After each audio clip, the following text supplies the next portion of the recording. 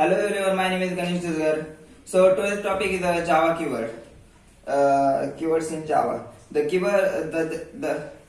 Java keywords are also known as received words. Keywords are particular words that acts as key code. These are the predefined words. So list of the Java keywords. Abstract. So first one is the abstract keyword. Java abstract keyword is used to declare abstract class. And an abstract class has provide the implementation of the interface that can have the abstract non-abstract method. Second is boolean.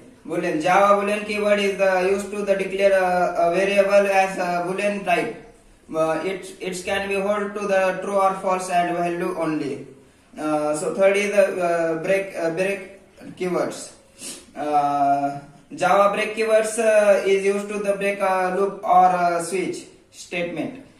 It breaks the current flow of the program at the specific condition.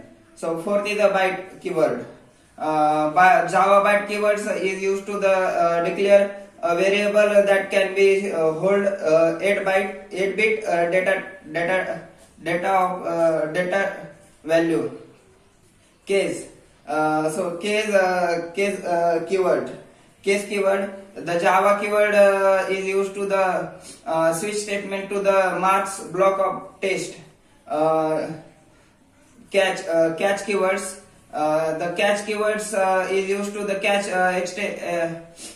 exceptions generated by the statement. It must be used to after the make the block only. Character. The Java character keywords is used to declare a variable that can hold using